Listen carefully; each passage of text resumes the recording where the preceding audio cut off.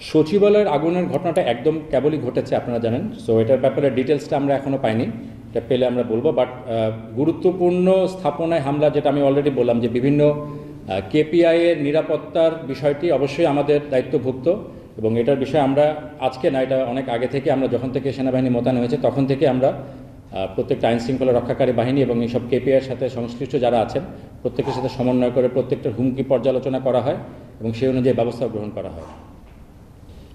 আচ্ছা, যেটা বললাম বিষয়টা খুবই সাম্প্রতিক। সো এটার ইনভেস্টিগেশনটা হবে, ইনভেস্টিগেশনটা হলে আমরা বলতে পারবো আসলে এটার পিছনের অগ্নিকাণ্ডের পিছনে কারণটা কী ছিল, এটা কি অ্যাক্সিডেন্ট নাকি কেউ করেছে। আমাদের সচিবালয়ের নিকটে আমাদের সেনাবাহিনীর সদস্যরা যারা আছেন তারা সার্বক্ষণিক ডিপ্লয়েড থাকেন। মূলত এটার এটার সাথে এটার নিরাপত্তার বিষয়টি বাহ্যিক নিরাপত্তা, তারাও যখনই অগ্নিকাণ্ডের ঘটনা ঘটেছে তারা ইমিডিয়েটলি ডিপ্লয় করেছেন এবং ফায়ার সার্ভিসকে তাদের সর্বাত্মক সহায়তা প্রদান করেছেন। ইনফরমেশনটা আমরা জানি, ইন্টেলিজেন্স ছিল না বলবো না, এখানে মূলত বিষয়টা পুরনো জমি জমা সংক্রান্ত একটা বিরোধ অথবা একটা সমস্যা ছিল, এটার ফলশ্রুতি হিসেবে ঘটনাটা ঘটেছে। আপনারা নিশ্চয়ই এটা দেখেছেন রিপোর্ট। সো এটা তো গত 25 তারিখের কথা। সো এটা অবশ্যই এটার ঘটনা কারা ঘটিয়েছে সেটা খতিয়ে দেখা হবে এবং সেই অনুযায়ী প্রয়োজনীয় ব্যবস্থা অবশ্যই গ্রহণ করা হবে।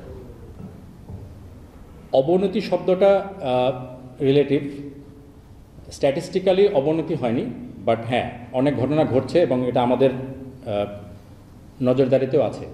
এটার বিষয়ে পুলিশ কাজ করছেন, আমরাও কাজ করছি আমাদের বিভিন্ন লেভেলে। এটা আমাদের বিভিন্ন এলাকা ভিত্তিক সমন্বয় সেল আছে, যেখানে পুলিশ, সেনাবাহিনী এবং অন্যান্য আইনশৃঙ্খলা রক্ষাকারী বাহিনী যারা তারা একসাথে সমন্বয় করেন রেগুলার, এবং সেনা সদর পর্যায়ে এবং উপদেষ্টা মণ্ডলীর পর্যায়ে বিভিন্ন সময় এই কোঅর্ডিনেশনগুলো হয় এবং দেশের যেগুলো যত ধরনের আইনশৃঙ্খলার বিভিন্ন ধরনের হুমকিগুলো উঠে আসে সেগুলো নিয়ে আলোচনা হয় এবং এগুলোর পরবর্তী পদক্ষেপ কী নেওয়া হবে সে বিষয়ে কিন্তু কার্যক্রম সেখানে সিদ্ধান্ত গৃহীত হয় এবং কার্যক্রম গ্রহণ হচ্ছে।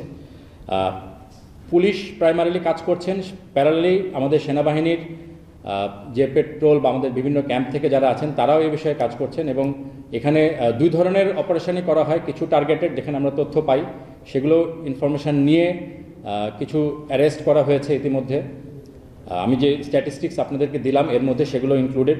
এর বাইরে অনেক সময় ঘটনার রিপোর্ট আমরা পাই বিভিন্ন এলাকা থেকে, সেখানেও তাৎক্ষণিক ব্যবস্থা নেওয়া হয়েছে এবং এ ধরনের অনেকগুলি চক্র বলা যায় বা অপরাধীকে এই রিসেন্টকালে স্পেশালি ঢাকা শহরের বিভিন্ন স্থান থেকে গ্রেফতার করা হয়েছে।